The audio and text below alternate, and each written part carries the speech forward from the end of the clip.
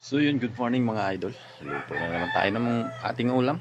Pang tanghalian na ulam mga idol. Simpleng recipe lang mga idol yung lulutuin natin ngayong umaga. So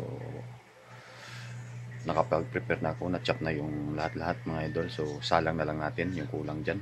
So ito pakita ko sa inyo mga idol. Ito mga idol, gata, tapos carrot, saka patatas. Tapos dito sibuyas, dahon ng laurel, bawang, tapos ito curry powder, tapos chicken wings na chop na yan mga idol. Tapos may nakasalang dito na isda, paksiw na isda to mga idol, bangus, kasi ito yung request ng isa kong anak, yung bunso kong anak. May nakalagay na talong, ampalaya, tapos may siling haba. Silado natin mga idol, try nating maluto, tapos salang natin yung yung lulutuin nating chicken curry. Yun yung paborito kong ulam, paborito ng pangalawa kong anak na lalaki. So, yun yung request. Abangan nyo mga idol.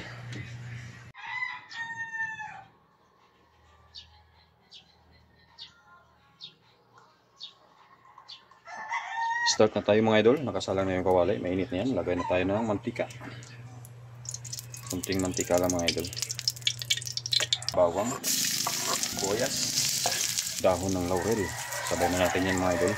Sama-sama na sila. Natin mag golden brown para lumabas yung aroma ng bawang, sibuyas at dahon ng laurel.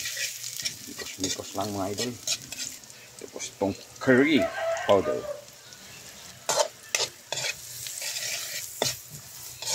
Yung manok.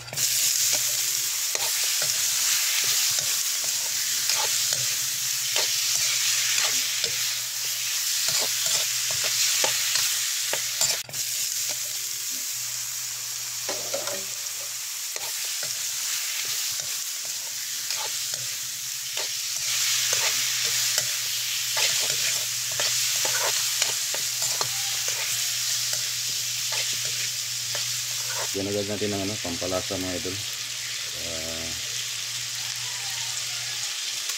Ma-absorb na yung lasa dito sa laman ng manok. Kunting asin lang mga idol. Bigyan natin ng tubig mga idol, pampalambot. Maya na yung bata. Tapos takpan.